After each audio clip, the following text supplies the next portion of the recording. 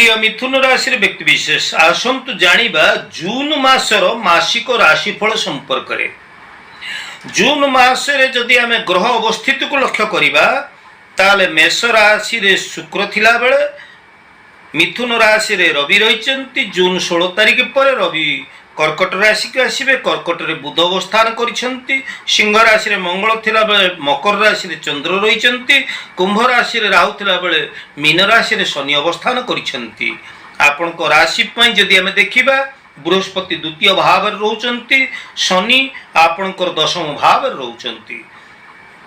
तेणु ग्रह मानकर ए भली अवस्थिति को जदि हमें लक्ष्य करिबा प्रिय मिथुन राशि व्यक्ति आपण ए मासरे कर्मक्षेत्र को उज्जवलमय करि पारिबे। किंतु मन रखंतु एथिपई आपण को अधिक परिश्रम करने को पड़ी पारे। ए वर्ष ए मासरे आपणकर परिश्रम अधिक बढ़ी जीवो, दायित्व बोध अधिक आसीबो। आपणकर परिश्रम यथार्थ मूल्य मध्य आपण ए मासरे पाई पारिबे। तेबे आलस्य को त्याग करंतु, निष्ठापर कर्म करंतु। प्रत्येक क्षेत्र में आपण शुभता को अनुभव करि परिबे एवं कार्य क्षेत्र को साफल्य मंडित करि परिबे। व्यवसाय वाणिज्य कथा जदि देखिबा ताले ए मासरे आपण को बंधु सहयोग मिलिबो एवं व्यवसाय को आपण आगे नहीं परिबे। व्यवसाय क्षेत्र रो आपण ए वर्ष पर्याप्त परिमाण रे ए मासरे आपण पर्याप्त परिमाण रे अर्थ लाभ करि परिबे। आर्थिक क्षेत्र रे आपण निजर स्थिति को मजबूत करि परिबे। आउ जो माने चाकरी आशय प्रार्थी माने रहिचंती से माने ए जून मासरे निश्चित भाव रे कर्म सरकारी स्तर रे हो बा बेसरकारी स्तर रे हो कर्म संस्थान टिए पाई परिबे। सेथि पई निष्ठापर उद्यम लोड़ा। तबे शिक्षार्थी माने ए मासरे नूतन शिक्षा पई आग्रह प्रकाश करिवे। नुआ नुआ पाठ पढ़िया पई मन भितर प्रेरणा सृष्टि हेबो एवं शिक्षार्थी माने शिक्षा क्षेत्र रे कृतकार्य हेबे एवं विद्या पठन प्रति मनोनिवेश करिवे। शिक्षार्थी माने ए मासरे शुभ फल पाइबे।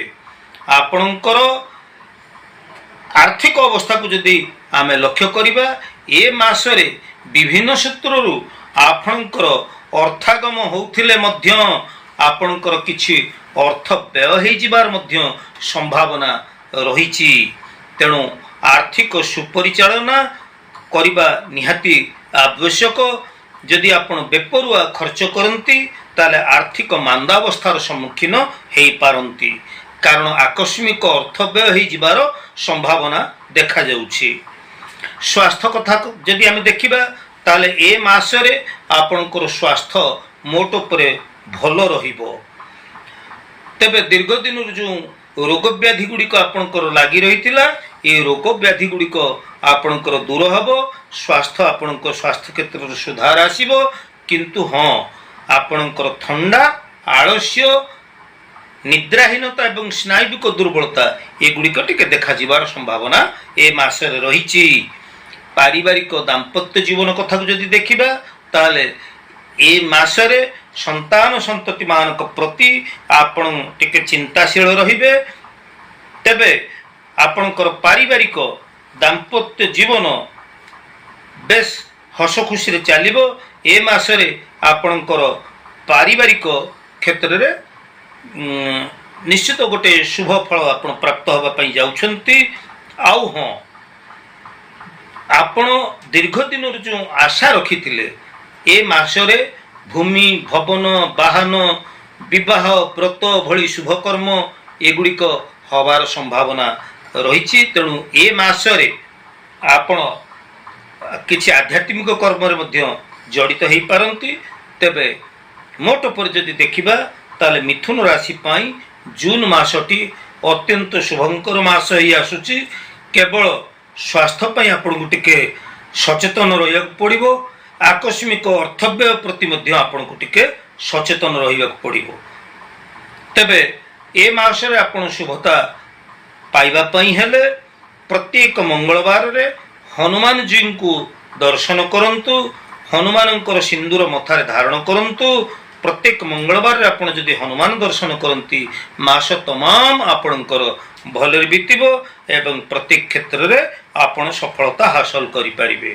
तेरे प्रिय दर्शक बंधु वीडियो शेष में आपको कहवाक चाहूँगी जो माने जातक विचार करने आग्रही जो माने विवाह मेलक जातक विचार करने को आग्रही अच्छा जो मानकर जातक नहीं से माने तांकर निजर फोटो एवं नाम बयस एगुड़िक लेखिकी मोर व्हाट्सएप को आसी मो सहित जोगाजोग करें। तेबे यह मन रखु यह निःशुल्क सेवा नुहे एथिपाई आपन को पारिश्रमिक देवाक पड़ो से आपण मोर व्हाट्सएप को आसी मो सहित जोगाजोग करें। अन्यथा मते फोन करंतु नहीं कि मोर व्हाट्सएप को आसी जॉइन करंतु नहीं। प्रिय दर्शक बंधु आज ये मासिक राशिफल उपस्थापनाटी आपको केमती लगिला जदि भल लगी ताहले निश्चित भाव में मोर वीडियो को आप सब्सक्राइब करेंगे लाइक करेंगे और शेयर करेंगे। आज तो समय ही पुणी आम परवर्ती अध्याय देखा से पर्यंत मत विदाय दिंतु मुझे पंडित सूर्य जय जगन्नाथ।